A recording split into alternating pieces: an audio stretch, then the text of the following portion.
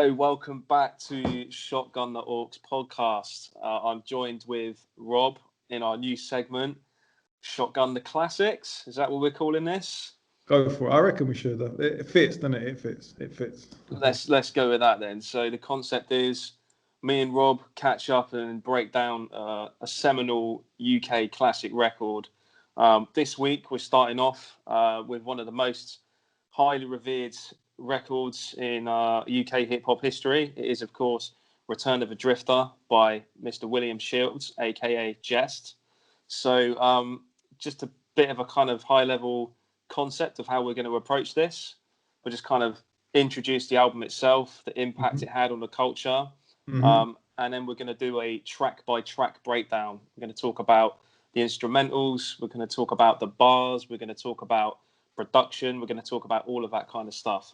This is a complete shot in the dark. We don't know how it's going to turn out, but we're going to try and keep it as concise. Just give it a go, innit? Just give it a go. Exactly, That's man. all we can do.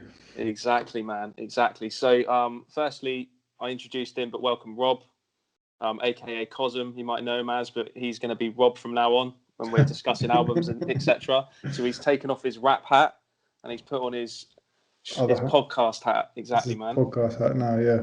Man of many hats. Exactly, man. So, yeah, without further ado, let's go. Let's talk about Return of a Drifter. So, when did you first hear this, man? When it came out, I think the thing is, right, when I first heard it, it was when like the download era was all popping off. So if you weren't like in immediate vicinity of places that were selling it, you would get bits, you'd get drip fed songs. So I heard some songs before I heard the whole album. So it just came in spots. So only up until, not recently, I wouldn't say recently, but like in the last, I don't know, 10, 12 years or something. That's when it kind of like, when it was like a full project for me, when I actually listened to it in order as a full project, as opposed to, I like this song next to that song because I put it on a CD, or, do you know what I mean? So, yeah. Unashamed, I did download it for free off somebody else. And I do apologize for that, but when you're young and you don't care and you've got no money, then it's a bit, and you're not exposed to it as well. Like as in Bournemouth is a place that we didn't have a great amount of hip hop or an availability or abundance of things to get hold of. We had certain things, but we didn't have all the new releases to that extent. So we just kind of took what you could. And as well, the internet made it massive for us and accessible. So we just grabbed what we could. Do you know what I mean? So, but now I'm older, I pay for things, I stream things, this, that, and the other. So exactly, man. I think I make up for it. Most people would be lying to say that they didn't do like something similar at that age. You know what I mean? Yeah, definitely. Exactly. A similar story with me as well. Like, I think I heard it in kind of piecemeal. So obviously, it was obviously it's his debut record. But it was an EP before that, wasn't it? It kind of there was, formed part of. Yeah, exactly. But yeah, I just remember like first hearing like Alcoholic Author in 1979 and just being like, right, who the fuck is this guy? Because this was before UK hip hop wasn't always as accessible in terms of like mainstream media. No. So it was just the odd like downloadable track that you could get hold of, and I heard a lot of these rappers before I knew what they looked like. Yeah, I didn't find out what he looked like for a long time. Apart from there's like one blurry picture that's maybe in the album cover of his face, and I thought, oh right, but whatever. It didn't really matter, to be fair.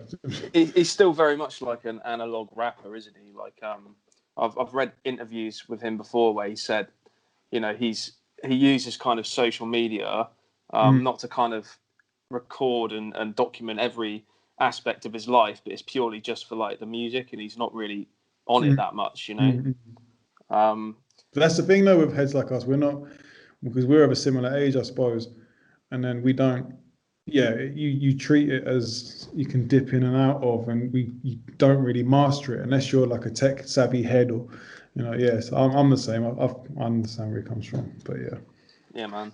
So as I was saying, it's renowned for being one of, if not the greatest UK hip hop record of all time. I think there's a valid argument to be had there. He was only like 20 what, 23 years old when it dropped as well. Yeah, maybe. It's crazy to think of like the wordplay on display as well, but we'll get into that. It's the bars, yeah. It's the level of bars as well. Yeah, it's the level of bars, but it's very, very ahead of its time for that period of time. It set a tone amongst MCs as well. So yeah, very, very good project. Yes, and we'll get into it. So released in 2002, I believe, and I think a few of the tracks were recorded prior to that. Yeah. Released on Low Life Records, I think mixed and mastered by Jehst and Braintax. As you said before, it's kind of before we started recording, it's a relatively short album. It's very kind of digestible, weighing in at about 35, 36 minutes. Yeah. 11 tracks, one of which being a remix as well. So, yeah, but that remix, no, don't play around with that remix. Honestly, we'll get into that remix as well. Yeah. Trust. So, without further ado, let's go into the track breakdown. So, starting off is the High Plains Anthem. Bang So, on. it is, man. That fucking ride cymbal carrying over that smooth piano loop. It's kind of a really up-tempo track and a great introduction for Jehst. Yeah, no, really, really good track. And it's one of my favorite. And the way it goes in as well, the way it starts, there's a little siren in there, and Braintax is waffling in the background for some reason, and then I walked in the saloon at high noon, the moonshine sipper. Yeah, it's just and then sick introduction for Jehst, man. It's over as it starts. It's mad. It just goes in, and you're gripped as soon as he hits you with that, and you're into it. And then there we are. It wasn't the first track I heard. To be fair, it wasn't the first track I heard, so it's not like, I think the first track. We'll get into the first track I did hear later on, but this was one of the ones that grabbed my attention. Do you know what I mean? Yeah, and man. I've seen it live as well on a few occasions, and it does go off as chilled out as the sample is, and as again as calm as the word as the delivery is. It goes off live as well. People go crazy for it. So very, very good. Banger of a song. Exactly, man. You've got that like Large Professor and Nas sample in there as well. It's just it all just ties in so nicely. Work between the verses. Yeah. Have you got a favorite bar? Or favorite part. This is the thing with this whole album, man, and Jehst in general. It's so there's too many. There's a lot. Like so much to unpack. I'm gonna say this as a rapper now. When I listen to music, I study it. I study how the words are put together. So when you have someone that's so complex, and it goes for any rapper, not just Jehst. I didn't know that you're a rapper. No, I didn't know either. I haven't. I don't put much time into it. But then, there's so many to unpick. So you could say, oh, no, this is good. Oh, no, this is good. But then I'll end up reeling out the whole song. Yeah. But, there's always ones that stick out in your head, like the Space Cowboy, I Drink Whiskey with George Jetson. Oh, you can't. I had that written down as well. There you go. My brother even says that word, that bar, and he listens to hip hop on the fringes. Do you know what I mean? He's not a hip hop head, and he even says that. So, that grabs attention. Another one was Hunched Up, Punching Keys Till My Bones Ache. And then the classic one is like, You Can't Move, You're Running on the Spot Like a Cartoon. That gets me every single. They're simple rhymes, they're simple, but it gets me. You wish you thought of them first. Do you know what I mean? They're those kinds of bars. At the time, I wasn't as advanced, obviously, so like, you'll think, right, it's just so effortless. Like it's so, and you do. You just do. You wish you could have thought of these simple, not cliches, but you draw from pop culture and references, and you can just bring it all in, and it matches perfectly with the multiple rhyme schemes and stuff like that. But it's effortless, and like you said, you do wish you did it, but there's a reason why he said it and you didn't. So. Exactly, man. I think it's also important to note, I don't think I mentioned it. So Jehst produced this entire album for the most part, with the exception of 2 songs that we'll get into. But the production on this track as well, and I kind of alluded to it when I started talking about this one. But it's that ride cymbal, like it's just. I've got a little hang up with that, with the hi-hat. It's not I a think hi-hat, it's a ride, isn't it? whatever it is, I don't care what it is. I'm not a producer, right? But I think it's too high in the mix. Drummer. It's too high in the mix for me. I'm like, it's the ding, ding. It's off as well, which is good, but it's Hmm. ding, ting, ting, ting. It's off. I don't know. For me, it's just there. It nags me when I listen to it because I know it's there. Maybe I need to focus on something Works else. for me, man. But yeah, no, Ah, of I course, think. 100%. But yeah, great up tempo track, perfect way for Jehst to introduce himself, and a solid way to start the project. So Mm. the next track is a skit.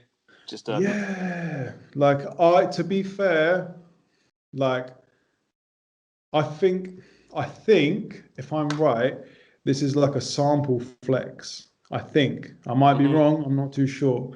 It's the same sample as the Five Fingers of Death tune by DITC, and I think he's flexing the sample, which is cool.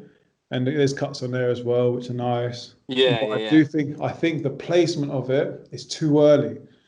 Just personally, I think it's too early. I think it should be a little bit later on in the album because it's kind of got that stop-start thing. You don't need to chuck it in there. I don't know. Do you know who did the cuts on this one? He did the cuts. No, do you know who did? No, I don't. No, I don't. Unfortunately, you Yeah, get I have to you find when you out. Google things on about UK hip hop, you can't find anything. There's I know, nothing man. there. It's long. Like You need a direct source, you know. you do, and like obviously I was there drinking alcohol, being a turd, and now I have no memory of anything that went on. So like I'll we drink to that. yeah. So will I with my non-alcoholic beer. But yeah, now I'm saying like yeah, who knows? But I don't know. Who did the cuts on that? Yeah, man. I mean, it's a nice instrumental. It's a nice, good transition to the next track, "City of Industry." We might as well get straight into that. Mm, So, I think this track kind of epitomizes the whole concept of the album. I mm. think it's like quintessentially British sounding. Like, I love the samples in this as well. I think It's you've got like Pete Rock at the beginning with the game. mm, You've got samples from prog rockers, yes. So hmm. it's very Oh yeah, UK centric in the use of their samples. You know, yeah. uh, I've heard Jess talk about that as well. Like how even though hip hop is obviously originates from the States, but he's kind of taken it in that direction where it's very kind of British in its sensibilities and Yeah. using kind of folk music and different sources like UK prog Yeah, rock. Um, yeah. and that's peppered throughout this whole project. Well, you But run out. That's what you run out of samples. Like you run out of soul samples and funk samples if you stick to an American, like a one mhm. genre to sample from. So you can't always flip the same thing. Like Bad Habits put me onto samples when I was trying to make beats a long time ago, and he was like, you want to listen to prog rock, or you want to listen to old Italian horror films and stuff like Yeah, that, because man. a lot of it, Goblin, man. yeah, Goblin, Fuck yeah. me, they're amazing. So like you can draw, and there are similar sounds from there. Do you know what I mean? You've got funk sounding riffs on there, and you've got like prog rock goes in and out too. And so yeah, it's all, I suppose they all come from the same kind of place essentially, but yeah. So yeah, they kind of like pull in a myriad of sounds, and then we've made it our own. But what makes it our own, I think, is the way in which the bars are constructed. Do you know what I Hmm. mean? It's the way in which, like, if you listen to this, it's poetic. To be fair, you could hang it on a wall in a museum and just say this is a poem written by somebody, and and they would, and having not heard the song, they go, okay, cool, and you could teach it almost. It's like and not to kind of drag Jess' lyrical ability down, but you on Facebook or the single mums posting like inspirational quotes and stuff. Like you should you should just start posting up in that kind of font like Jess lyrics on Yeah, Facebook and see if see what anyone happens. notices. Yeah, Exactly, they'll man. blow Just up. hang it above your bed. Yeah, it's true. It's true. Like honestly, the imagery that you get from this is just, I said on here in my little notes, I said it's like a vibrant, grim landscape, and he almost takes you through it and gives a portrait of his Hmm. life as a person and the struggles and anxiety and stuff like that. Like so, it's a succinct picture of what he is or how he is as a person when you don't know him or don't even really know where he's from. Like you don't Mm. know where he's from. Well, he's from Huddersfield, but That's what I'm saying. So like we try to work it out. Like when it's 2002, and then you're thinking about, all right, you hear that he's from Huddersfield, but then is he living in London? Because he's working with all these people that are from London, and you're like, okay, you're just trying to piece it all together, because that's what hip hop is. It's a mad jigsaw puzzle. When it wasn't as accessible, you were looking for tidbits of information within this or within that to try and piece it all together. So yeah, like you were just trying to work him out as an artist. So yeah, man. it adds to like the mystique. So this song is a perfect kind of introduction again to himself. Do you know what I mean? Man. So, I think you mentioned it, like it's pure poetry, and like his ability of like world building is outstanding. Like he just creates visuals. Like, I mean, I wrote these bars down just as an example. Like, I drop a match in the clouds and watch the flame rise. Fire water falling from the grey skies. The painted train lines, chrome over red brick, reflective like a gemstone in a cesspit. I mean, the way he's juxtaposed like beauty and bleakness in those bars, it's seamless, man. It's genius. That's it. Absolutely incredible. And that's why, like, he's so good at doing it.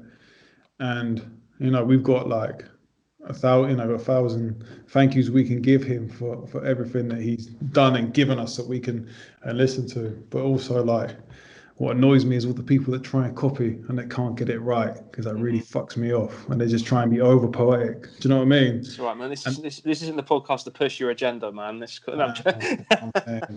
saying shit. That's cool, man. No, but like, yeah, no, but but he gets it so right. We're here to talk about the classic record, Return of the Drifter. It was classic. But that's what I'm saying, though. He set the tone. He set the tone, and he set a tone in a classic way that he would have people following in his footsteps. And some people have followed in his footsteps and done it the right way and in their own way. But some people think they can just cat his cadence and style. And that's not right. So, but yeah, no, he's obviously trailblazer. That's the greatest form of flattery, I guess, but just still, doesn't help. Every form of art was copied from somewhere, but And speaking of other little standout tidbits and bars, I never sold my soul for fool's gold. That's one that you need to hang above your bed as well. Yeah, well, the mums would love that one. Yeah, exactly. Like that. So Argos deep. Gold. Never sold my soul for Argos Gold. Hashtag deep. Moving on. You want to move on? I got no. Carry on by all means, man. So it was like a set of bars, like your death wish written in blood. I came in from the cold, clothes dripping in mud, gripping the club, primitive, a stick of the dump, swinging the punch, the bad seed, pick of the bunch.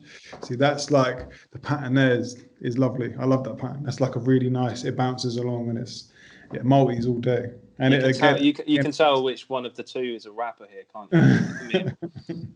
But you know what I mean? Though it's so comfortable. For me to say it. It's so comfortable to do. So as a listener, it's so comfortable to hear. So it hits the nail on the head every single time. And that was in 2002. So people are still not counting, but people are still trying to get things like that right now. It's 20 years ago almost, bro. Yeah. But that's relevant now. Like, people will still rhyme like that now, and then people can't get it right, or they can get it spot on. And there's people still doing that. They're still emulating the style. So it goes to show that he was one of those people that was getting it right. For real, man. For real. What's next? Bluebells, another instrumental skit of sorts. And do you know the thing that really, really like fucking triggers me? So as much as I like it, this is Jehst's most played track on Spotify. Why is that? I don't understand. Do you think that's because... He doesn't even spit on it. Do you think it's because people either rap to it or they go, oh, what's this song? And they look at it. I've no idea. Is it on a playlist? I don't know. I don't know. Why is it the most listened to song? I've no idea, man. But I mean, the beat's cold, like the vocals are haunting in a way, kind of uplifting. Ironically, the lyrics don't actually say bluebells, but it says, I wish you bluebirds in the spring to give your heart a song to sing. Is it? Unless Genius have got that wrong, but maybe. Yeah, man. Well, would they get it wrong? It's a rap thing as well, and it just to change the name. It's not really. Maybe Bluebell has something to do with like the beat or like bells in the instrumental. I didn't recall any though. my thing. I wasn't a fan of it being there. Like I understand, like on the album, keep it, yeah, fine, put it where you want to put it. But I wasn't a fan of it being because if up to that point it was song, Hmm. skit, and that's not. I don't think that's right. Like I think, like if you look into other artists, like say Muggs or someone like that, and you listen to like Temples of Boom, he'll put those little tidbits in. Or Pete Rock, he'll put those little bits in here and there, and it's kind of well spaced out as a tiny interlude attached to an end of a track. So I'm not sure it was. Do you think if this album was made today, um, it would be structured the same way and have this skit there? Because the way people digest music, obviously, it's a project of its time, so it's almost impossible to answer that question. But just completely hypothetical.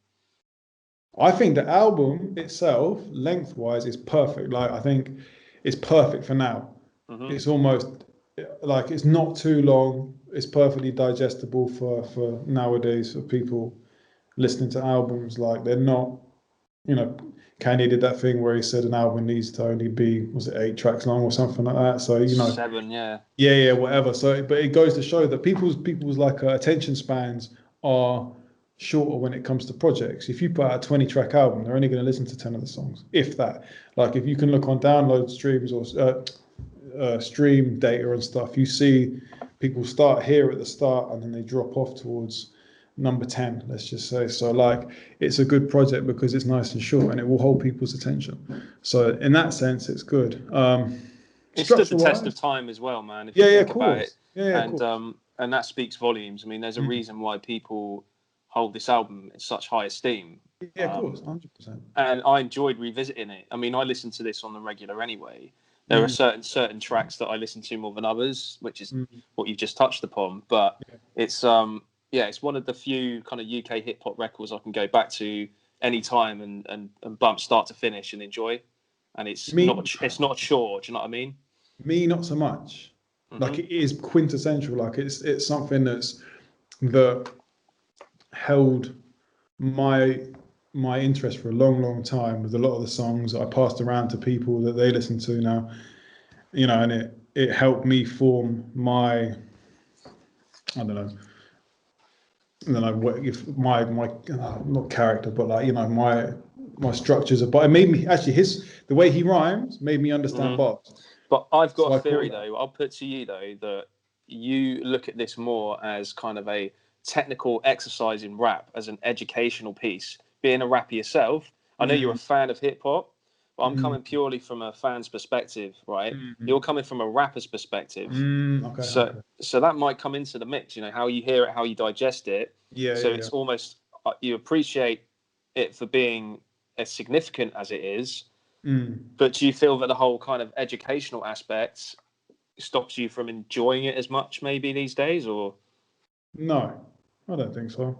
I don't think so. I think that I've taken from it what I've needed to take from it, and I enjoy it. Do you know what I mean? Now, like, hmm but I'm not saying that's like I can't go back to it because I will go back to it. It's just that obviously nowadays music is so accessible. I've got other things to listen to, yeah, but I could easily, if I heard a handful of those songs, I'd stick them on, put them up loud. Do you know what I mean? So yeah. So that's yeah. the thing, man. Like, I can go back to it any time because there's so much to unpack lyrically. Mm-hmm. There are so many bars I miss. I mean, I've heard them all a million times now, Yeah, yeah. but Mm-hmm. even still, like if you kind of haven't heard it for a while and you go back to it, and obviously we talked about this earlier. I'm crap at retaining information, and you said I'm you are as well. fucking terrible. Yeah, Random bars do stick out, but I forget yeah, like twice as many as I remember. Do you know what I yeah, mean? yeah. So sometimes if you have a break from it, go back and listen with a fresh pair of ears. Mm, It's incredible. mm. But we digress. We are Bluebells. the It's an waffle. instrumental skit. Next one. I never even wanted to rap to that. Anyway, go on. Next. 1979. 1979. Now this was crazy. Like I think this the sample. This is I'm gonna try and skim my notes while saying this because I kind of had a decent point of it. So like the sample allows you to connect with the words on like a a deeper level, like because it's an oboe, right? It's an oboe sample, yeah. Yeah. That's the instrument, right? And I think that they're Is it an oboe? I don't know. It sounds like one to me, but people can correct me if I'm wrong. I don't mind, right? But that sample and those notes that were played allow you to kind of connect with what's being said at the same time on quite a deeper level because it's a melancholic sound. There is a melancholic, like bittersweet element to what's being played, and it allows you to sink into the words that have been said really, really successfully. So the beat just with the beat before we say anything about what is said in the song is second to none. Do you know what I mean? It's possibly my favorite track on the whole album. I'm just going to say it. Like in terms of the one that kind of instantly draws me in. Oh, it's the best track of that nature on the album for me. No. Listen, hear me out. Like because if you look at City of Industry, I think it ties in slightly. City of Industry ties in slightly. Or sonically or thematically or both. It's almost like I don't know, maybe a kind of sort of evolution. Do you know what I mean? Like it's in a similar vein, but it's not the same. Mm-hmm. So like it's kind of similar, and I think out of the two, 1979 is more of a melancholic, bittersweet. It connects with people a bit more. Mm-hmm. And maybe it allows you to jump in a bit deeper than the first song. The first song that City of Industry kind of sets the scene, and then 79 allows you to deep dive into what's actually being said, and more of the emotion as opposed to the picture. Mm-hmm. Do you know what I mean? Yeah, man.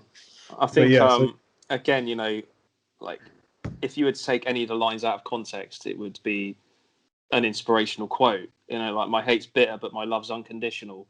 So it sounds like something like a middle-aged divorcee would say. Do you know what I mean? It. Stop gunning these mums. Stop gunning the mums. We love you, mums. Yeah, we love you, mums. But yeah, the samples are sick, man. You got Triumph and Wu-Tang obviously in there. Is ODB's kind of like hollering like "Take it back to 1979," and you've got a track "Long Red" by the American band Mountain as well, which is kind of a I think they're around in like the late '60s, early '70s. Yeah. But I really like the instrumental. The whole kind of strings and orchestral arrangement of the sample creates a really like unique atmosphere. The bars, again, I mean, I touched upon one of them, but just how he paints pictures and makes you feel very kind of vulnerable and uncomfortable. But I'm still ravenous. I feel my stomach acid keep burning as I work towards another classic. Melt your plastic chats, snatch your comfort blanket. In this cold world, you're naked and unattractive. And your tactics are underhanded. I hibernate through the winter and wait for the summer madness. It's just, I butchered that line just by reading it off a screen. But imagine kind of penning it, rapping it as effortlessly as he does. It's just, I think it's just that when you're sat in a pocket and it kind of comes naturally to you, and they work so well because your brain is just in tune at that particular moment. You're feeling the song and you're there, and your mind is just explaining it as it's kind of it's manifested as you can hear it. It's just like it's magic really. At the end of the day, it's just so it works as well as it was thought. I think it was probably effortless. It didn't take him 10 days to write that. It took him probably 10 minutes. Do you know what I mean? Which amazes me, but as well, because when you make your own beats, it's quite, I've always found it quite challenging not to write to your own beats because you've heard them too much. Well, back in the day anyway. Maybe not now, I don't know, but I haven't made beats for a long time, and I'm not going to try and start making beats, but so fair play to him for producing that. Did he produce that? Yeah. He did. All right, cool. So, He produced the whole thing by Alcoholic Author and Staircase to the Stage. But we'll get to that. I'm looking forward to that. But yeah, so that very, very good song. Again, like that's another 10 on the album. Like it's not, you can't skip any of that song. You can't. Like it's literally you're woven into the music and you're there till the end. Agreed, man. Again, the cuts on the outro are sick as well. But again, I don't know who did the cuts. Who did the cuts? Do you think Harry did it? There's going to be someone who's listening to this thinking like, "Oh, you fucking idiots! It's this guy." So if you do know, leave it in the comments. But could it be Harry Love? Did Harry Love do the cuts on it? Guess we'll have to find out. Maybe we will find out. So, Um, moving on, is the trilogy featuring Ricochet and Tommy Evans. mhm. What are your thoughts on this? What are your thoughts on it? Because I so I like the beat. I like the minor keys, the kind of minimalist approach, the xylophone. It's kind of reminiscent of like Razor, Havoc. yeah. Um, don't let Jehst knee your salt shaker, by the way, because he'll fucking spike it with LSD, apparently. Exactly. So I thought that was a cool little visual. Jehst speaks with conviction on this track. Like, he really goes in. He sounds like Agia on this track than he does on any of the previous ones up to this point. Yeah. I think my issue are probably the features, as much as I'll probably get cut down for that. But I just think Go on. You thinking them? I Go think on. they're solid. I think they're good. They're good feature verses, but just shadows them both. I think you have to allow. Yeah, You have to allow him because obviously he's like the person. He was.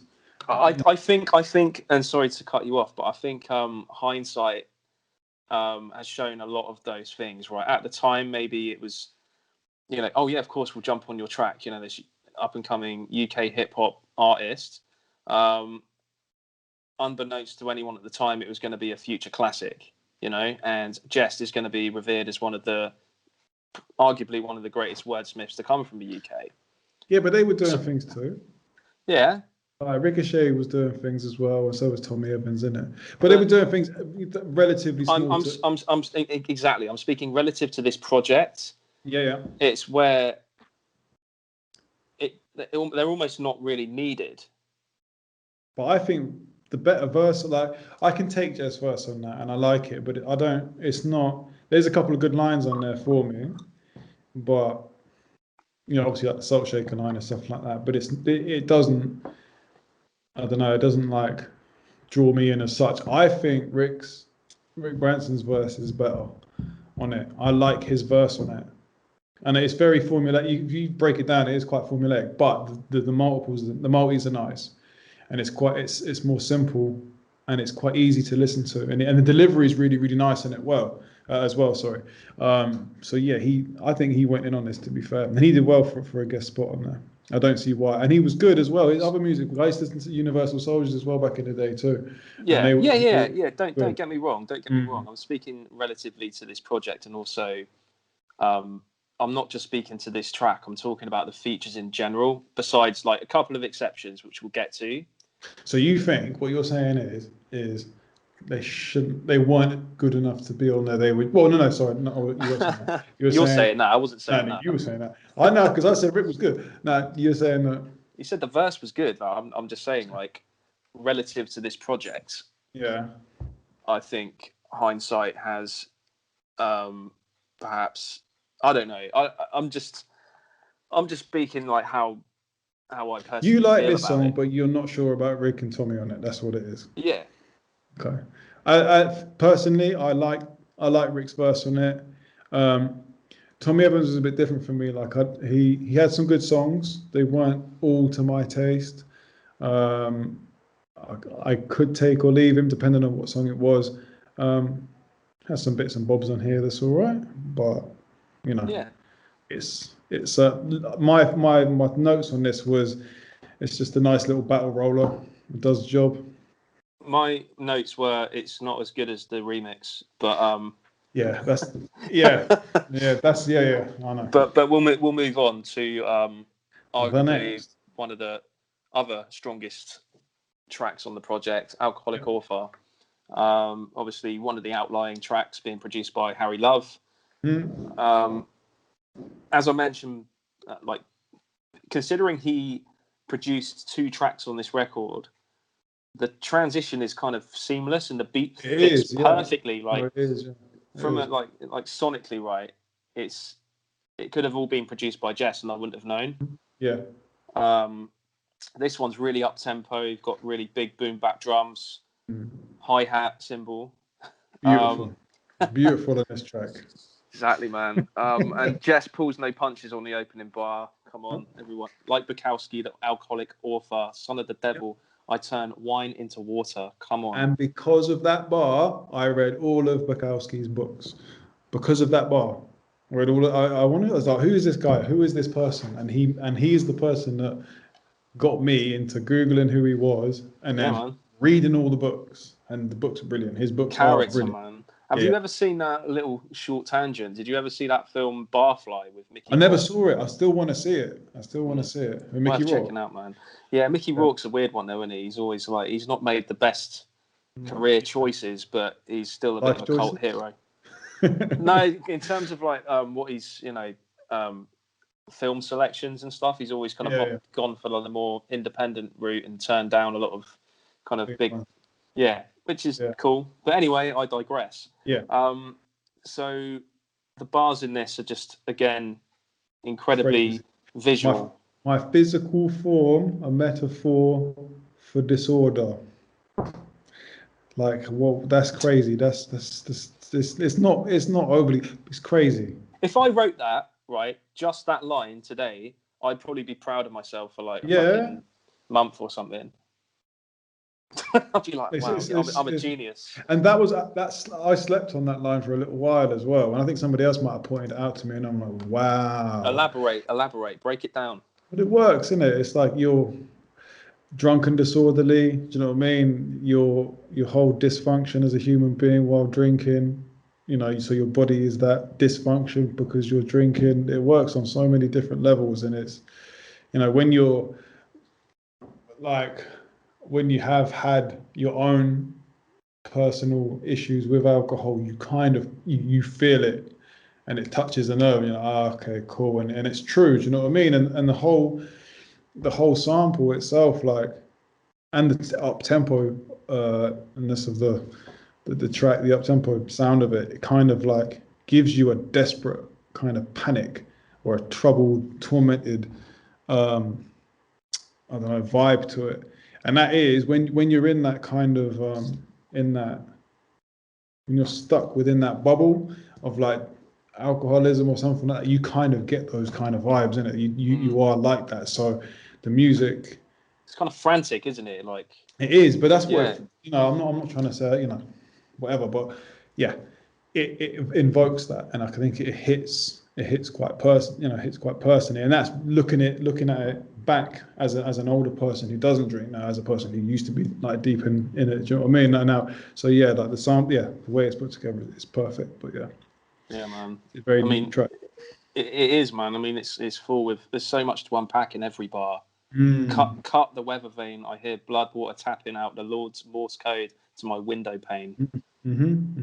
Just it's all of it. Honestly, poetry, man. It's the dysfunction of an outlier of a person who's an alcoholic and living a lifestyle on the edge of society or reason or anything like that, and every bar is like painted perfectly with it. Like, what does he say? We're all players, so place your bets, make your bed, lay in it, and pray for the best. Like, you do have to do those things, because you go out and do things you regret, but then you have to deal with these things. You have to just crack on and deal with them. And it's got a sinister vibe to it and like a sense of hopelessness. Like, but it works so well. And it's been a journey to this point in the album. Yeah, and we'll talk about that, I think, once we wrap up the track breakdown in terms of like the track list and the order of how they fit on the album and where what your thoughts are on that. But going back into this, man, I just think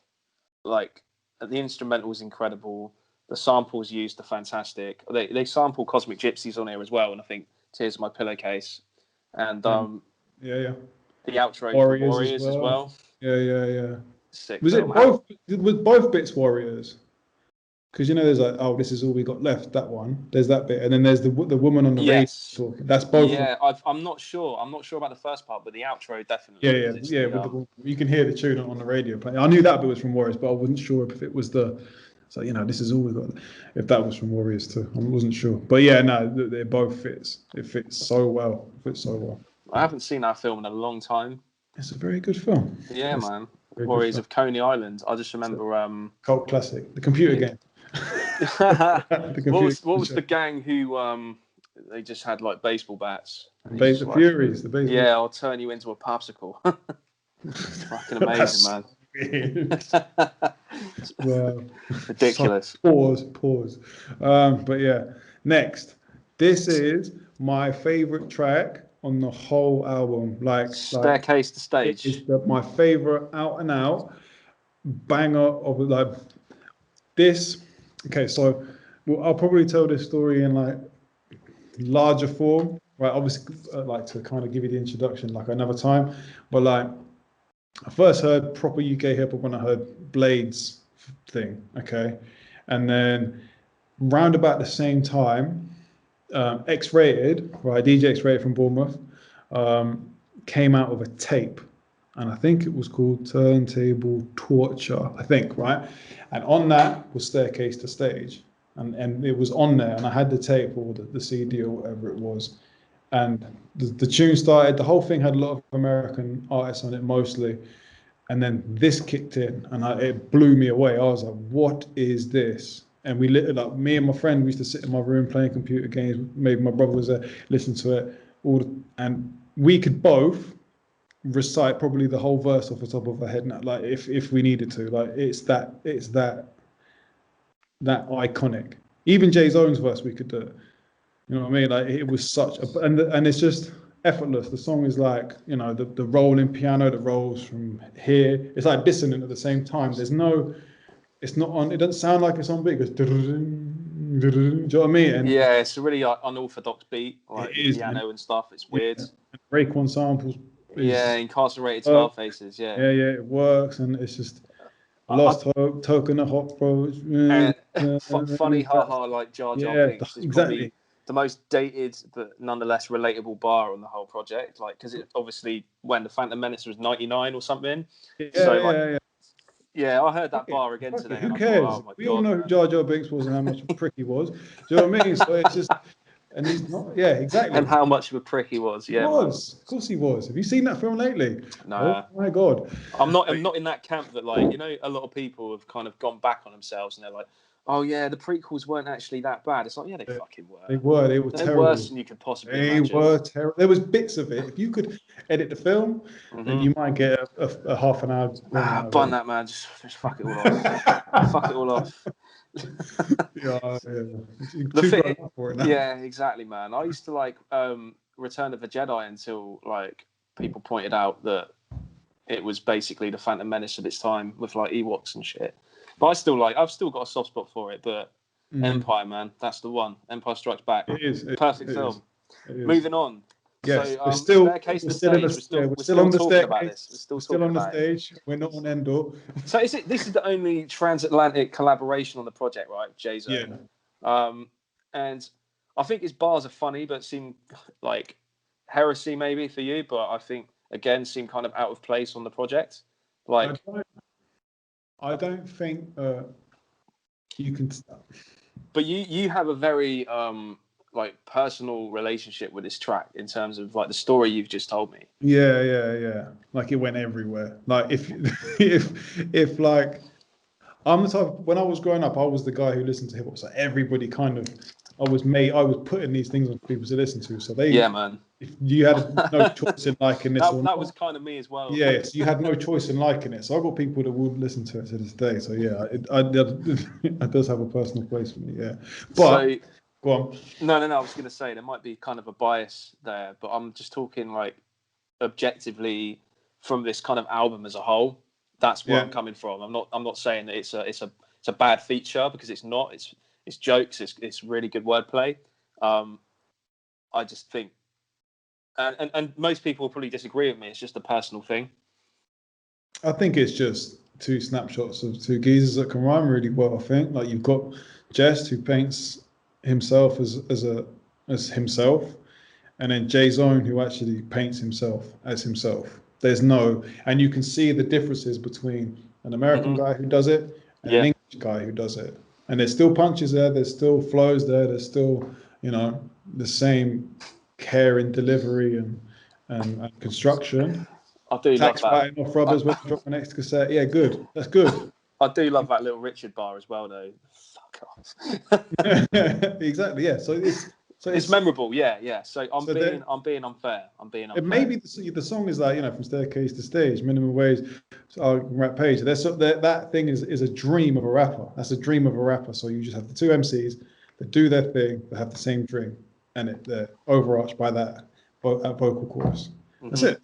And that's how it is. It's not, Yeah, I guess because of the like the cultural significance this album has, there's probably like I set like an expectation too high, if that makes sense, rather than just looking at it as you've broken it down.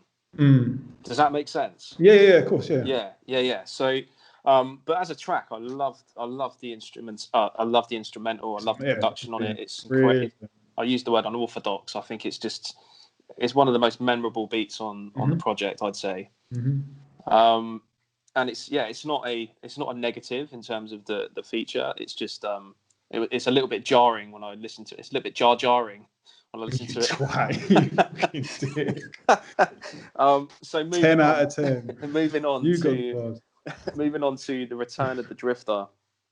Yeah. So did you get the title right this one? Well, yeah, no, it is. You're right. Return of the Drifter. It's probably my least favorite beat on the album. I like the double bass though. Yeah. Bars are insane. The samples are great. You got Nightbreed on there. The cuts are dope. Yeah. It's a solid track, but it's not my favorite. I've put filler, maybe. But personally, when you've got someone who's that strong at rapping, who's that good, they kind of carry the beat. I don't know. It's like you said. It's an okay song. It's cool. There's some incredible bars throughout it. Of course, well. yeah. Of course. And that's the thing. I think when you're talking about a record like this one, any criticism is relative to the project as a whole. Yeah, we're not just shit talking the whole album. Like, this is a classic album. This is nitpicking, man. Do you know what I mean? This is really nitpicking. This is nitpicking. Should have fucking quit after this. No, it's not that. It's just we're all good. Like, it's just we're being hypercritical music guys at the moment. That's all we're doing. We'd still listen to it afterwards. So exactly. But yeah, it's probably not my favorite. But moving on, unless you've got anything else to talk about. But a bar quotable maybe. It's sickening. Instinct without discipline. Living in a world where everybody hears but nobody's listening. That's good. That was nice. But I thought we got to give some positive. I actually forgot about the song was on the album. To be fair. Which is funny because it's like the title of the album. Well, The Return versus Return of the Drifter, but yeah. Weird one, isn't it? It's weird. Never mind. All right. Never mind. Next. People Under the Weather. So this one I think is like a quintessential British anthem. Shit weather, miserable living. I mentioned double bass on the previous record, but on this one, the instrumental is sick. I love it. It's more upbeat than the majority of the project as well. Sick feature from Saviour too. Like, I think he was so dope. But does he rap anymore? He does, yeah. He does like art. I think it's like art projects and stuff like that. And he does do bits and bobs here and there, yeah. But I love his voice, and his flow is just effortless. But I've seen him do this live. I've seen him do it live as well. And it again, like you said, it goes off. And it surprised me that it went off because I don't really get this song so much. I don't like the chorus. I think which is funny because it's the only. I think is it the only track on the album with a hook, with like a vocal hook. Yeah, I think is it. I might be wrong, but I think it is. Yeah, it's a head nodder, man. It's a nice back and forth between. No, it is, and it's like you said, it's like upbeat, and it is. This is the only one with a hook on it. Oh no, apart from the High Plains Anthem, which has traveling through the mind. But yeah, no, yeah, even that's a sample. I don't know, fuck knows. But yeah, no, I didn't like the hook on this one. But it's a simple hook that everyone can attach themselves to. And if hooks weren't simple and able for able to attach yourself to, then it's not a very good hook. So it's a good hook, really. Maybe I'm just being a knob. I don't know. But I didn't get it until I saw it live. Do you know what I mean? When I saw it live and the Saviour was at the front chucking out mixtapes like that, chucking out CDs, I got it. So it was like, yeah, it was good. So obviously, like he's got the accent because he's from Huddersfield. But do you think if Jehst had remained in Huddersfield, he'd be rapping with a similar accent? Yeah, of course. 100%. Mad, isn't it? No, what I'm saying is it's But kind of would he mad. have got the same exposure? That's the thing. Would he have got the same exposure? Who knows, man? Who knows? But yeah, call out bars. It's the rampage primate, Jehst, the domesticated ape who celebrates pain in a vegetative state. Yeah, obviously. Sick. The nature bar. He did some nature bars on there, which I've thought I put down, but I haven't put down. But he goes on about thunder and oceans and lightning and all that shit. But I like this bar from Saviour where he just says, just stepped out the door with a Stella and just remembering white UVs make love to my melanin. I like that.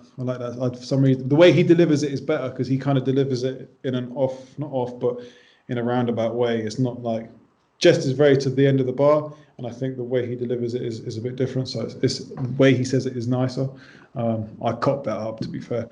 But yeah, it sounds good when it comes in. Nice one, man. And you connect to it as well because it's that stepping out the door with Estella. We've all been there. So last but not least, moving on to the final track of the album, the Trilogy remix. Yeah, killer. This was the best version of that Trilogy song, easily. And I think that is due to the features.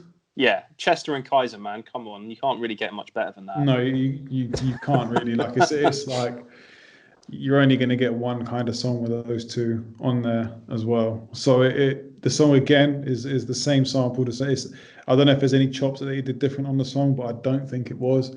Like it went back in and Jehst had the extra verse for it, which is fine. And I think he still delivered on it as well. Maybe not as brutal as the first one with the salt shaker thing, and but he still says some ill things. Chest verse though, what's that all about? Like he's there saying he's like cutting people's hands off and writing with them, and then he goes to bed with a grizzly bear, and it's just like he does go in. Like he's like that verse there is like a perfect like encapsulation of him. Is that a word? Of him from like you can imagine him sort of like kung fu or whatever it is, just battle rapping and just going. Oh, he comes through so aggy, man. He comes in swinging. Like you said, I'm nice bloods. You'll have to say I'm nice again. My ways are set like cement, swinging like 1,000 Spider-Men. Hit so hard, some rappers never write again, like a dried up pen.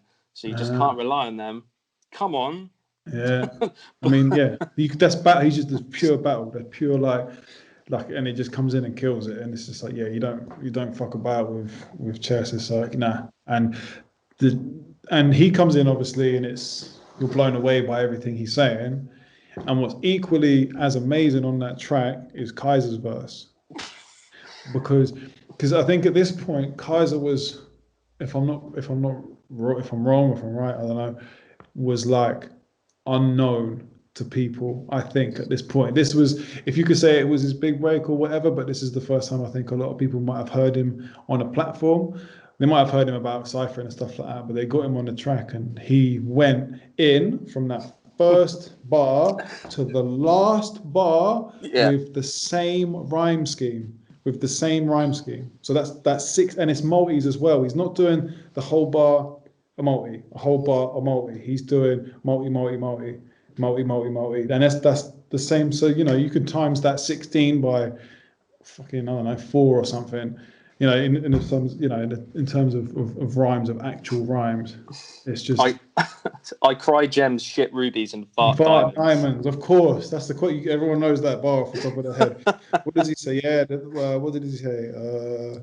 A high car's mileage just to pass time with. I cry gems, shit rubies, and fart diamonds. My style is rarer than priceless art findings. Yeah, IQ is higher than London car crimers.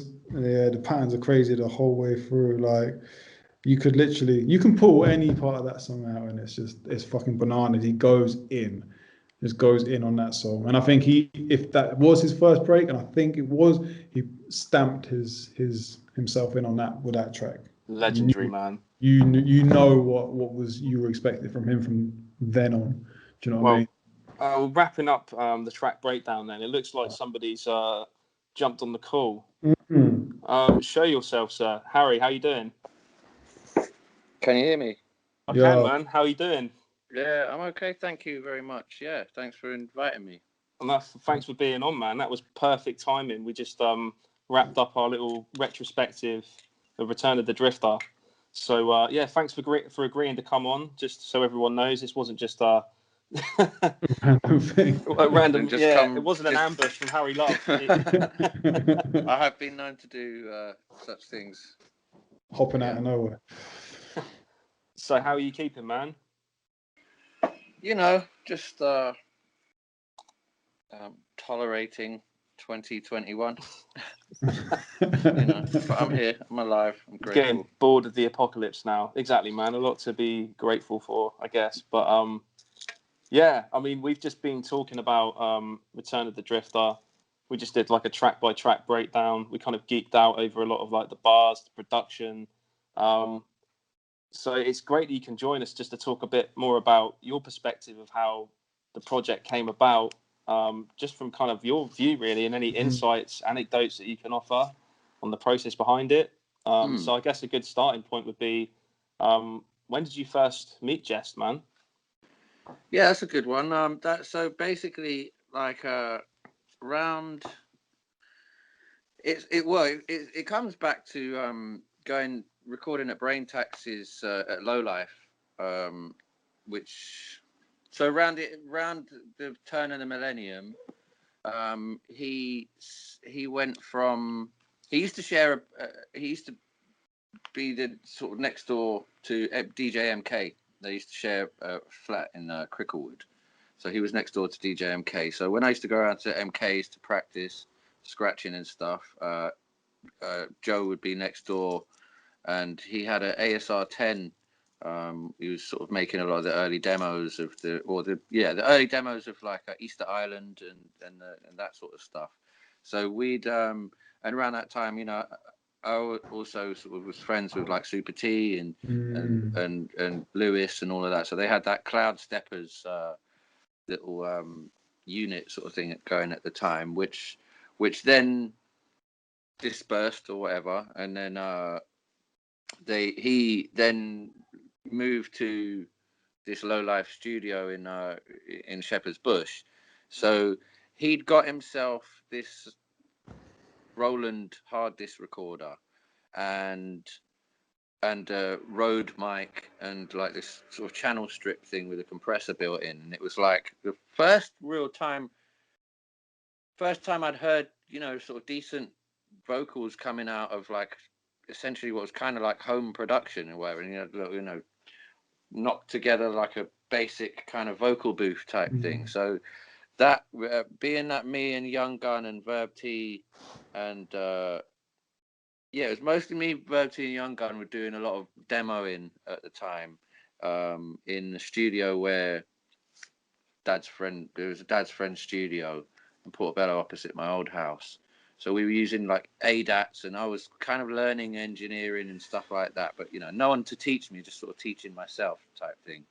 So then it was going there was like made it possible to, he would engineer. I negotiated with him a basic, super cheap price to go and record demos there. So we started recording some of the really early demos that we were trying to knock together and to submit to like record companies. We're trying to get ourselves some songs on Word Lab and stuff like that. And So we were using Low Life, and then that was when I was, so I was bringing these different artists I was working with, and then I'd hooked up with Maestro around '99. So like he was also, that was the crew really, like So we were doing our sort of demo duper styles as well. We were trying to sort of get all of this stuff off the ground. So during that time, I can't quite remember the specifics. I just remember like obviously hearing demos. Oh, that was it, because I was doing scratches for a load of the stuff on the Brain Tax album as well. So I was hearing stuff. I was like, who the hell is this Ben Grimm guy doing these crazy beats, like these SP beats? And then I heard the demo for the Grip, and I was just like, what the hell is it? Who done this? Who produced this? And it was like, oh, that was Will. That was Willie, whatever. And I was like, who? It's like, Billy, Will, Jehst, Will Shields. And I'm like, what? Who's that? It's like, you don't know. He was always around the house in Cricklewood. Like, you must have met him. I was like, no. It's like about your age. And I'm like, what the hell? No. Like, and he goes, no, we're working on this. So then he plays me, so I'd get a sneak peek of a lot of stuff that was going on. So then I hear the early demos of High Plains, and I'm just like, I have to meet this guy. Like, you have to, no, I have to meet him. Like, what? He's supposed to be my age, and no, this is ridiculous. Like, this is like meeting some sort of, finding out you've got some long lost twin or something like that. You know what I mean? So I'm like, no, I have to meet this guy. And then, I can't quite remember the specifics of exactly meeting. I remember like that being just demanding that I had to meet him. And I was so excited by what I'd heard from these demos and High Plains demo. And then, so by the time I met him, so we met, and then we just got along instantly. And he knew, obviously, he knew who I was. He knew some, stuff that I was doing or whatever. So we just instantly kind of hit it off, and like and I was just saying to him, look, dude, no exaggeration, I haven't been this excited about a music release since the last Gangstar album. So that would have been referring to Moment of Truth. Do you know what I mean? So that was 98, wasn't it? I think. Yeah, basically. And so like we were all kind of playing each other stuff and that, and it was just like it was a very quick succession of events, and there was so much cross fertilizer, or just like so much, we were young, so we were all just like full of energy and here, there, and everywhere. And obviously, straight off the back of the days of Deal Real, leading into the very, very beginning days of Kung Fu, and just so busy, like so very quickly we linked up, and then I was like, we have to work together. So then I think I must have made Alcoholic Author at some point directly following this time. And then I think this was in the days when you couldn't, unless you were swapping cassette tapes. That was pretty much the only way anyone would go away with anything to work on. The rest of the time, it was phoning each other up on a landline and playing the analog age. Yeah, so like half of the stuff that me and half the Verb T album was done by, I would be making beats, and I'd just be like playing the beat down the phone, and he'd be rapping down the phone or writing his bars to it down the phone. You know what I mean? So there'd be times when the phone would just be sat there like on the speakerphone for like hours, and I might even forget, but it'd be like, yeah, I think I wrote my verse, and I'm like, oh shit, yeah, Tom, all right, yeah. You know what I mean? So that's madness. I'm pretty sure Alcoholic Author was done like that to a degree. At least is that one of the first songs then recorded on his album? Like out of all of them, is that one of the first ones? No, because this is like I was mentioning earlier. I don't. Well, I mean, I don't see now. It's posthumously, it's an album, but it wasn't made as an album. It No, was. It's a collation of a High Plains Drifter EP. Mm-hmm. So you got to remember, like in them days, we were, CDs weren't really making CDs. It was all about stuff going onto vinyl. We were, and there was a good yield in making vinyl as opposed to CDs. It was a different thing altogether. Like I'm not quite sure the intricacies of why that wasn't so viable for us at the time, but I think it was the expense. I think like nowadays you get CDs for like £7. CDs back then were like 15 quid to buy in it. So maybe it was just and I know I think it's also the manufacturing. fact that you couldn't DJ with it. Well, yeah, of course. Forget that, innit? You know what I mean? We didn't have well, CDJs. We didn't have. So it was like. Where are you going to play these things out to? Yeah, exactly. Yeah, other than buying your favorite. I mean, I had a sort of fairly decent CD collection and stuff, but it just wasn't. It wasn't. Everything was about. If you're looking to perform, you're DJing. Like you got to have either a dub plate or vinyl. And I mean, even to before I'd really. That was the thing. Like Brain Tax worked in a pressing plant, so accessible. Getting access to pressing and stuff was becoming more of a reality, but it's still, to me, in my mind at the time, it was still this sort of quite high in the sky type of notion or whatever of having my music. It was, but I'd managed to get in '99 was when we got our first release out. That was Ill Lyrical Behavior. That was me and Verb T. So it was just starting to get into it, and then I was just starting to get productions to other people or whatever.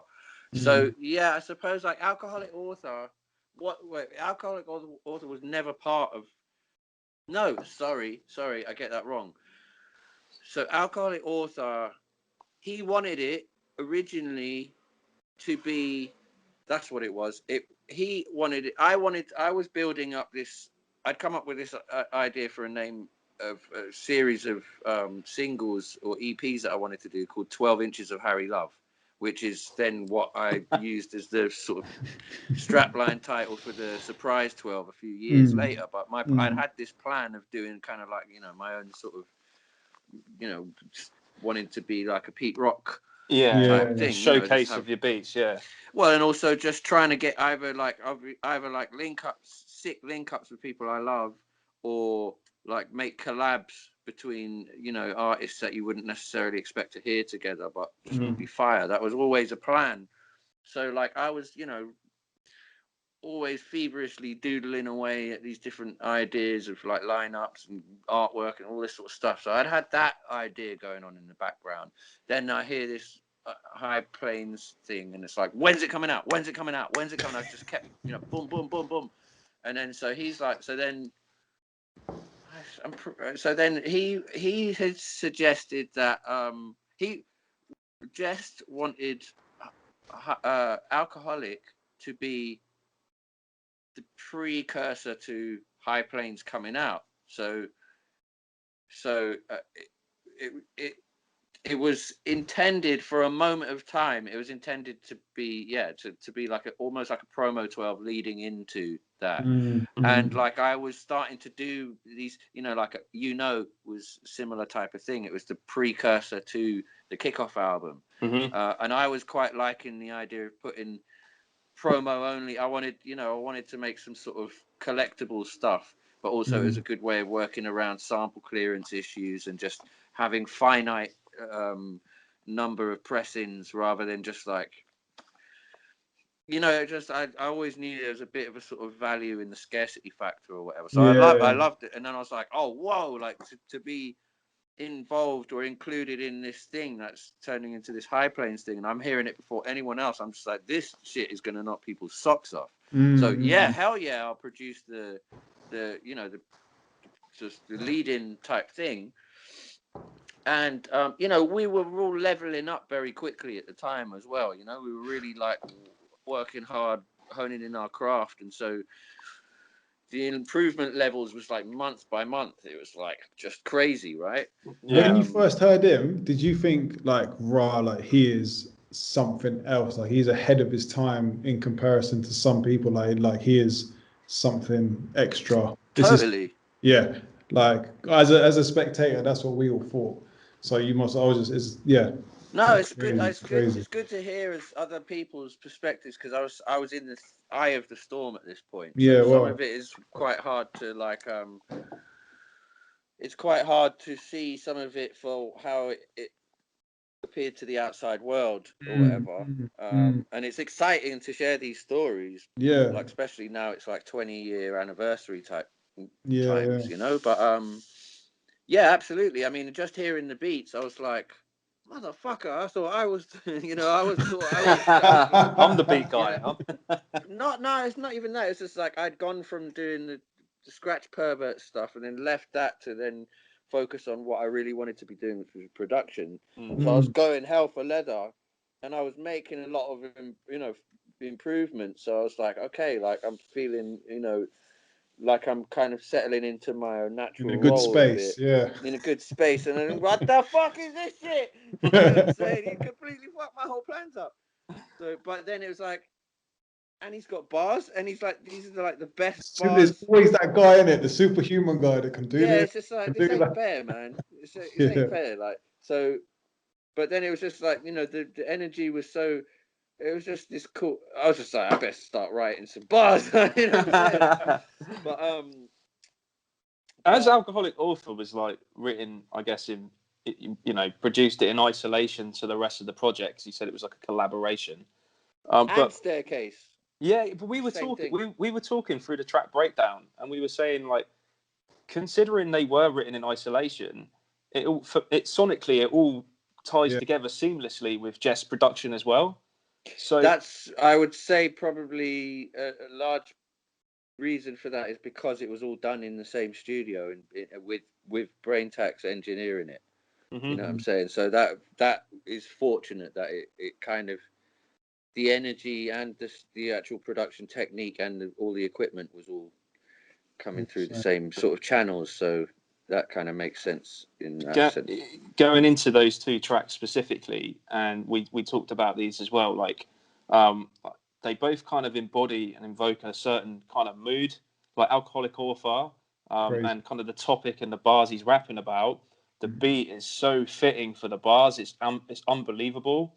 So who came up with like the concept of like the content? Obviously, Jehst penned the bars, but did you have any input as to how the overall concept would be for that song? Staircase was my concept and my song, my whole thing.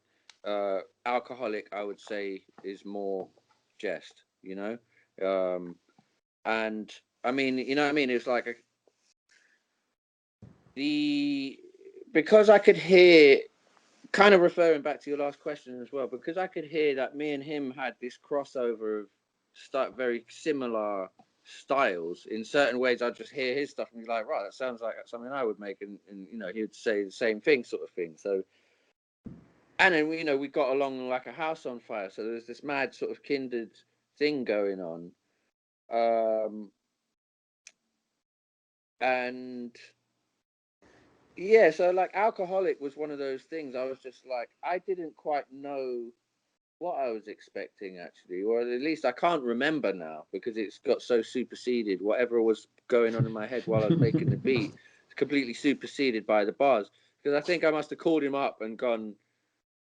He'd either heard the beat already and written to it, and then went, "Yo, play me that beat again down the phone. I'm going to show you the bars." Or I remember hearing his bars down the phone.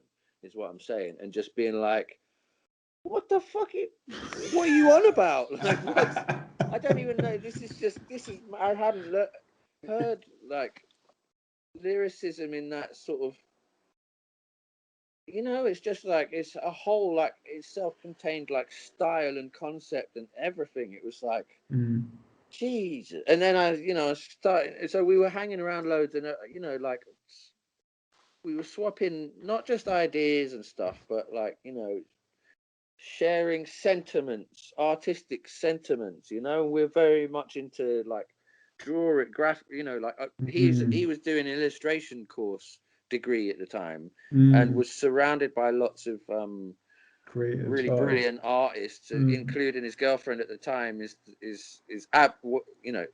not anymore, but his girlfriend at the time was Abby, who did the amazing painting cover of the baby in the head on the falling down. Yeah, falling down. And she painted that. Yeah, and she did the Verb T Harry Love album cover as well, the painting. Oh, that's crazy. She's just the most amazing painter. So like there was this art thing, a part of it as well. And then obviously my dad was an artist, and him and Will also got on really well, as so there's this the art energy played art played a big factor in it.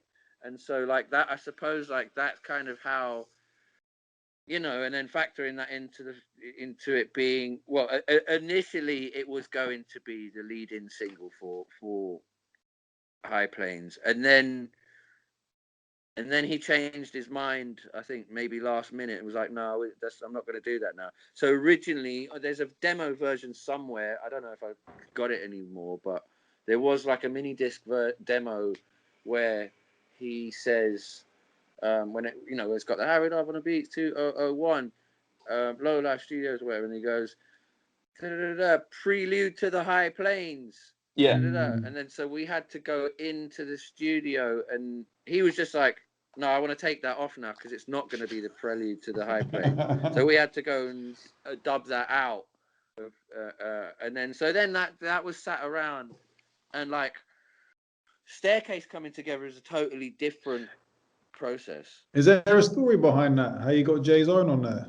It's an excellent story. I thought there was a story. I might have heard it before, but I weren't too sure. So it's floated around. A good thing is, like, Jay Zone's told it in some interviews before. It's kind of been told in a few different bits. I mean, it's just so brilliant. It's like it goes back to probably like, I suppose it would have been some point in '99. It was like early 2000. Late 99, early 2000. Jay Zone dropped music for Tu Madre, which I was in Deal Real all the time. Yeah, you must have heard that, right? That was his first a little EP. while ago. So I found out from Peter from Deal Real had said, I was just loving this record, right? And again, there was the same sort of energy, like hearing this guy's beats, and sort of just very similar to how I was producing stuff. It was just really up my street at the time. Yeah, of course. And it was all, again, it was like, man, this guy's producing and rapping on it himself, and like and then the comedy skits as well. Like I often think comedy and music is like, unless it's done by someone who's a master of both, it can just go really horribly wrong. It can date quite quickly as well, can't it? It can date terribly, all these things. So I was like, man, this guy has done this really amazing job of like fusing all these different things. Genuinely funny. It's interesting. It's exciting. It's fresh. And then Peter had told me, this is like his like dissertation project. And I'm like, what? And he goes, yeah, this was his uni dissertation. And I'm like, no way. So Legends. I go home with this record. I bought 2 copies. Go home, just listening to it over and over. And then I noticed on the label, it had his number on it. It said like, or it had a number for Old Maid Entertainment or whatever. So I call up Old Maid Entertainment. I leave a message just like, my name is Harry Love from England. I've just got your record. No, it wasn't your record. I said, I just got this Jay Zone record. I'm calling to inquire about the possibility of maybe collaborating with Jay Zone. Left my details. Didn't really think much of it. I just thought I'd throw it out there because I was just so inspired by this thing. Half an hour later, phone goes off. Answer it. Hello, may I speak to Harry Love, please? I'm like, you're speaking? He goes, oh, what's up, man? It's Jay Zone. I'm like, no way. He's like, yeah, man. Thanks for the call. Like, and then that led on to us becoming really good friends, like immediately. Like we just again, we hit it off really, really in a big way, and then we were regularly speaking on the phone and playing beats back and forth, and just talking about music and this and that. And so I was just like, I really, really want to work with you. Like, I just love your record, this and that, and whatnot. So then again, you couldn't email a beat. Like, that was like, wow, you'd be faster to send a smoke signal to Yeah, you wow. know what I'm saying? So I would be posting him cassette tapes in the mail, wait like a month for it to turn up or whatever it was, and so it'd be like, yeah, man, I got your tape, like, just listen to the shit now. And so so there's that. I mean, he showed me he's still got his shoebox. I don't know if he does anymore, because he's just really moved along from hip hop. But no, I mean, I'm pretty sure he's got it tucked away somewhere. And of these old beat tapes and stuff like that. So then during this, so then this is parallel type thing, and also he and Verb T's my best friend, and he and Verb T's personalities really reminded me of each other. They've got this dry wit, like they're very sort of reserved kind of people, kind of like introverted in a lot of ways, but the most hilarious people you've ever met and spoken to as well. He's a funny guy, man. I met Verb. He's good. He's a good guy. He's just so people would never guess that he's such a I think he's a comedy genius. And I've always said, like, with words specifically, like his way with words is just so. I mean, he's just such a brilliant mind. So him and Jay really reminded me of each other. And then so then I suppose at some point something just clicked in my head. I think something just clicked in my head, and I was like, I want to do a record with them two, with Jehst and Jayzone, because they're both. I've discovered them at the same time, and they're like these mad kindred spirits, and we're all doing the same thing. But it's like he's there. There's like this thing that's about to happen here with underground hip hop. There's just too much good talent. Something's about to blow here.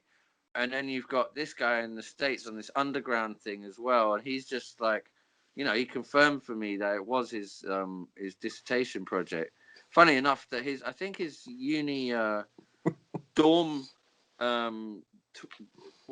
dorm buddy was Danger Mouse. Fuck, no way. And then Danger Mouse came to live here in England. So then at some point, I think what it was is that maybe Greenpeace. There's something to do. Somehow. Jayzone ended up coming over here for his first time. Something to do with Greenpeace or All City Show or something like that. I know I didn't have to pay for his flight to come to England. I know that much. But he came to stay with me for a while. So he met Verbs. Like, we were all hanging out, and I don't remember quite when I made this beat. But I remember being like, this is the, putting the hook on and then being like, this is the concept. It's about just breaking through from just you know what I mean? Like Jay doing his own dissertation project and whatnot, and Jehst doing it. And then, Jehst and Tommy and them guys in the early Y&R stuff, like, they were the first people I really saw doing the whole process from start to finish, including pressing the record and even drawing the artwork or doing all just cutting out any middleman and just getting a finished record in their hands without any reliance on anyone else. And it was like, whoa, you can do that? So, like, thanks to seeing Jehst and his drive, I saw that it was possible to fully make an independent record. So I was like, man, like, I'm going to do my own. So Staircase was my record originally. It was supposed to be Harry Love featuring Jehst and Jayzone. It's so good getting the context behind how that came together, and especially with how kind of logistically challenging it is, just getting a guest feature, but how kind of organic the process was for you. It was kind of Because, what we said earlier in it as well, and how it worked. It was two MCs that were bridged by the hook that were just doing them things as see doing that their particular that was things. clear for you, but it wasn't Yeah. clear for me. For me, it was kind of like the feature was initially. I was just like, oh, the first kind of transatlantic collaboration on the project, like J-Zone, sick verse, but in relatively speaking, for the rest of the project, I struggled with it a bit more. But now, like hearing the background, the context, how it all came together, I've got a Yeah. whole new found appreciation for that track. There's Because we were also talking about, like, from a production perspective, like just how dope it is, like how unorthodox it is, like with the piano, and Yeah, it's it's just like a the really roll of the pianos. Was it so hard to sick. cue up? Was it hard to sequence or to put together with the way that the piano kind of rolls in and out? Was it hard? kind of yes and no. I mean, like, funnily enough, that's the same record as same break record as Cosmic Gypsies. Oh, the same. Wow. So what it was is, I think Brain Tax had got that off of Ben Grimm, and then I was like, "Yo, let me borrow that and sample some shit off whatever." And then so I borrowed it for a bit, and I was like, so then I chopped that bit up, and it was just kind of one of those. The funny thing is, around that time, a lot of my best beats at that time, I always say, like, I don't feel like I made them. It feels like something took over and they made themselves, or it was like I A just group became this thing. conduit Yeah. to them being made. Mm. They kind of presented themselves, so it was just. It's partly in the process of how you're creating at the time, but I mean, it just sort of fell together in this really organic way, and especially these elements of having just linked up with Jehst and J-Zone entirely separately.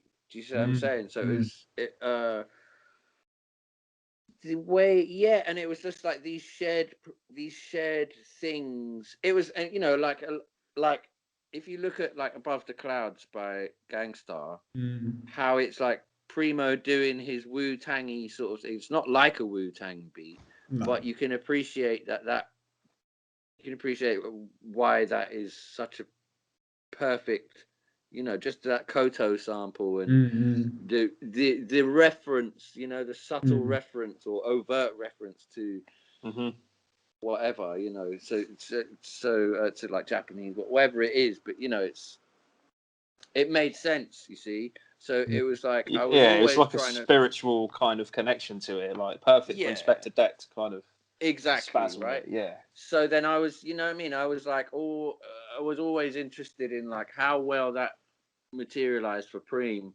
So thinking like, how can I do, not how can I do, just I wanted to do that as often as possible with collaborations, like for say for groups that might have a style that's different. I feel different to my daily style, but just a respectful, loving nod to other people's styles. But then there's such close proximity between me, Jehst, and J-Zone's production styles, as it were, and even our personalities and sense of humors and all of this stuff. I was like, so I was just like, and the funny thing is, I want to mention, it's like, I'd had this epiphany when I was 14. I remember it was the first time I'd heard like a sort of like a guy, like a Jiminy Cricket type voice in my head, right? It's a conscience voice in my head going. Just one day, I was stood there practicing, and because I remember running and telling my parents, and they looked at me like I was crazy.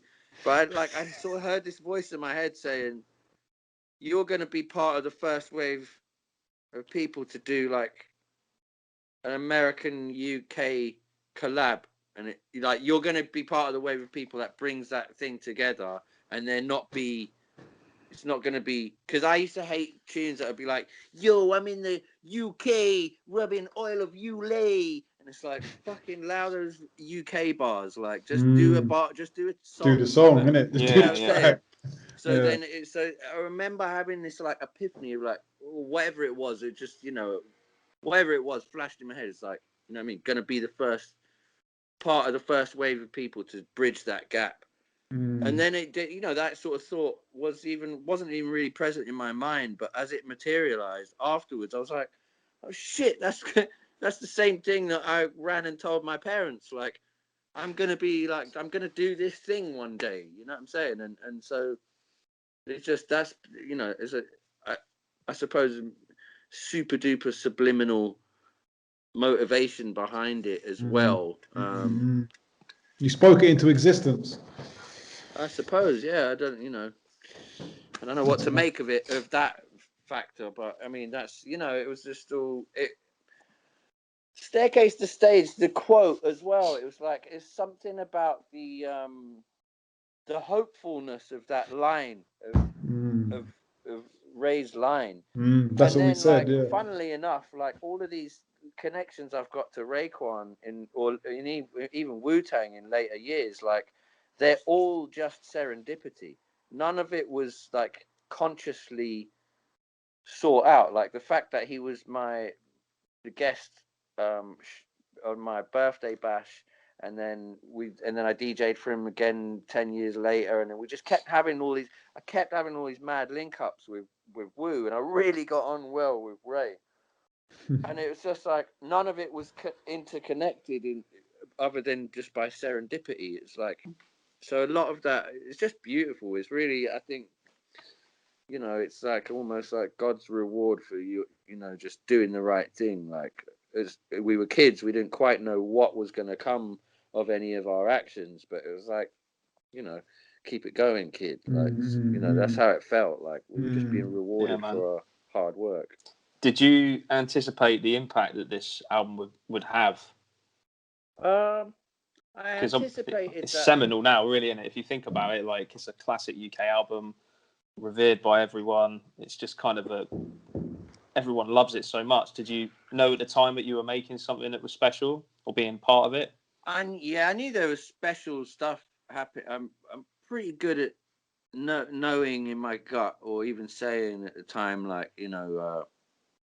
there's something going on right now. But how that would materialize, I wasn't anticipating us to get the reception, especially the sort of reception we've got now, where we've actually gone into a historical context and people, and then to be told like we've helped people discover hip hop so much in the same way for me, like Tribe Called Quest and that like helped me fall in love totally and completely with hip hop, like both Gangstar and Tribe. You know what I mean? The stuff that people have approached me and said on so many occasions over the past 20 years now, that's the stuff that I wouldn't have really anticipated. But I definitely knew that there was just like the High Plains thing. I was like, this is, you can't not, if people don't pay attention or give this the props that it deserves, then like I'm in a world full of crazy people. That was my attitude at the time, and I've been part of some things by that point anyway, like the Scratch Pervert stuff, and but yeah, I didn't anticipate that it was going to come to this level and that we would get the love and respect that we get to this day. Yeah, man. I mean, it's an incredible project, man. But just without kind of being biased necessarily, if you were to pick a favorite track from the album, what would it be? City of Industry is like, I mean, I love the songs I'm involved in. I love them for, I love the way they materialize. But like as a fan, City of Industry is my shit. And also, I've got to mention as well, like, because I didn't produce it or whatever, but my involvement, because I also did the scratching on People Under the Weather. And did you do it on the whole album? Yeah, we was gonna say, did you do the cuts on the album? No. That was Giacomo did most of that scratching, which I love. No, so I didn't do like 1979 or High Plains or those ones. That was our friend. Not Giacomo, Jack. DJ. Oh, my memory's just gone blank. Not Giacomo. That's someone else. Just go to I can't remember off the top of my head, but Yeah, that It's wasn't still a me. mystery. Still a I mystery. did because that was the other thing. Like, People Under the Weather and what was the other? Return of the Drifter. That was a follow-up single, and that was after I think Staircase and Thingy had even come out. So they all kind of got pieced back together on this as an album. But Trilogy Remix was like came off the back of my first birthday party. The year before I did my first birthday bash at Kung Fu, I had the first ever like birthday party, or at least especially as an adult, must have been my 19th birthday, which I've just been sent video footage of like a few weeks ago that I hadn't seen since it happened, right? Oh man, crazy. Mr. Dexter from Brotherhood came, and it was like this house party was so insane, right? So it was like, you got to see it, man. I'm gonna post. I posted a little clip of it on my Instagram the other week. I'm just waiting for the right time to release it somehow, or whatever. But there was this cipher happened, and it was like, you know, Verb T, Reveal, Jehst, Parky, Maestro. Parky's in Michael Parkinson. I can't even remember off top like who, but this circle, it starts with about like 10, 15 of us, and then like it cuts to about, I suppose, like an hour later, and the whole street, there was like, it looks like 50 to 100 people all in a big massive circle. Like, this cypher was crazy. Now the funniest thing was, Kaiser was beatboxing through the whole thing, and no one had heard him spit bars except for like me and Verb T, because I went to school with Kaiser. You see, he was in the year above me at Holland Park High School, and so we were just old friends. And he recorded his first bars at mine. Like, he used to come around and make me record him mixtapes and stuff like that, and just put down his first bars. So, and then, like, you know, we got loads of mutual best friends and stuff as well. So he was kind of hesitant to, like, not exactly, anyway, he was taking a while to, I was like, you know, doing all this stuff, and I was like, I'd see all of our mutual mates. There's a bit called, what we call Criminal Corner, up by Ladbroke Grove Sainsbury's, where all our mates used to hang out in out the front, right, being like a bunch of seedy little rude boys. And so I'd see them, like, I'd moved out of Ladbroke Grove to up the road, Kensal Rise, where no one was really going between the two areas in them days. And so, like, when I'd be heading through the area, I'd see them a lot, and I'd be like, yo, like, what's that? Kaiser's called Adam. So I was like, what's Adam doing? Like, tell him to come up and do, we're smashing out these tracks, like. And they were like, yeah, man, we're trying to get him to come, da da da da. So, but then he used to come and do freestyle practice tapes and stuff with Verb T, and him and Verb T were really like just spurring each other on and encouraging each other, and getting a lot from, like, just spitting back to back, like, flows, working on their flows and lyrics and flows, like. So there's a lot of each other, actually, that a lot of people don't know this. Way before there was anything like a Terra Firma or anything, like, years before any of that, there's a lot of yin yang, you know, like the dot from the other color, like, that's how there's a lot of yin yang with Verbs and Kaiser, shared stuff, development stuff. So yeah, so Kaiser was beatboxing in this cipher, and then at one, you know, everyone had gone around at least once, some, you know, twice, three times, or whatever, and then there was just this sort of brief moment of awkward silence. Oh no, sorry, I forget to mention, like, there was Farmer, Chester, Skinny Man, Mongo, like, this is like serious, like, maybe even Twang was there. Like, this was a proper, like, who's who of British hip hop, but just all stood around just vibing, right? And this was for my birthday. Like, I'm just like, there's a still of it on my Instagram where I've just got the biggest, cheesiest grin. You see it, right? And at this brief moment of awkward silence, Kaiser just goes from beatboxing to just drops this bar, and I think it must have been like either the one that he done it was, I think it may have been one of the earliest ones, like maybe the one he done on Condor on our album, or maybe the trilogy one, but he just comes straight in with some crazy bar, and everyone just goes, "What? Who the fuck is this guy?" You know what I'm saying? Everyone just went, "No, man!" It's like grabbing, like, "Who are you? Who are you? Who is this guy?" Like everyone, Vinny, Barmer, like everyone's just, "Who is this guy? Where? No, you can't just come out of nowhere with bars like that." Do you know what I'm saying? And then and Will, Jehst being like, anyone who knows Jehst will know the infamous no, fuck that, no. So he just couldn't. He was just no. And within a couple of weeks, he put together this trilogy part 2 version, which is the one with Chester and Kaiser on. The rest is history, as they say. And the rest is history, yeah. Oh, and then man. shortly after that, we done It's All Live. Banger. Ridiculous. That tune is unbelievable. Yeah. That's one of my favorite tunes. It's All Live was one of my favorite tunes of all time. I think it's like a quintessential UK hip hop tune. Unbelievable. It's pretty crazy. I mean, that was supposed to be Kalashnikov on that verse. Oh, really? And Kalashnikov didn't. That's why he goes waiting on the Black Russian, because Kalashnikov didn't turn up to the session. and then it was like, what are we gonna do? Because we paid for this, paid for the studio time and blah blah blah blah. And I was like, let me call my boy. And then Kaiser just come through in the cut and tore it down. Yeah, bodied it.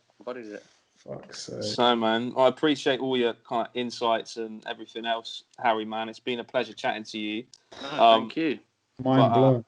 Yeah, honestly, it's so fucking cool, because we were talking earlier, with UK hip hop, it's so hard to kind of attain a lot of information. Like, it's not like, commercial US stuff. You just like Google it and you can find it. A lot of these like early stories are so hard to find unless you get it directly from the source. So really appreciate your insight, man.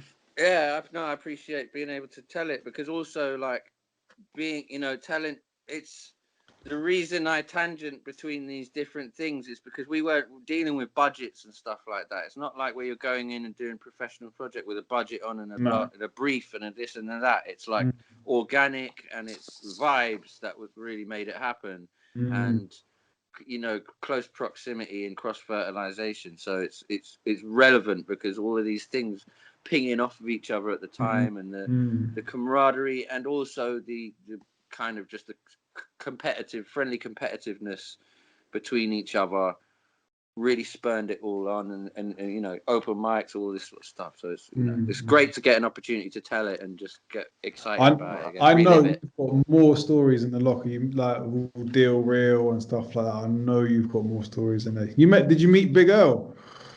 Yeah, I met Big Earl. Only like just Deal Real, man. It's it's all sorts of. Because you see all those old pictures of all the people you met, and you think, raw, like, and you were young then, innit? You were mad young, and I imagine if I was in that situation, you'd just be, I don't know, you just kind of, again, like you said, feed off energy, and you just, yeah. That's where I first started meeting people. That's when it went from going from like just seeing people on record sleeves to being like, I actually met this person today. Oh, call up first. Yeah, I met Diamond D today. Or I met fucking, blah blah blah. So yeah, there's a lot of stories, but I could be here all day. You don't want that. another time, I reckon. Exactly, there needs to be a part 2 to this. Story time with Harry Love. Thank you, Harry, man. Me, man. Thank you. So that was Harry Love on Return of the Drifter. And man, that was an unexpected surprise. The wonders of the internet. Yeah, no, it was good. It was wicked. Exactly, man. Exactly. But yeah, so I hope you've enjoyed this first installment of Tom and Rob discuss the classics, or whatever we decided to call it. Shotgun the Classics. It has to be Shotgun the Classics. Shotgun the Classics it is then. It's settled. So tune in, same time again next time if we decide to do another one. In the meantime, like, subscribe, leave a comment. What do you want us to talk about? Do you want, if it's an album in mind you want us to discuss, and just let us know, hit us up, get involved. Rob, it's been a pleasure, man. Until next time. Of course. We're out. Peace.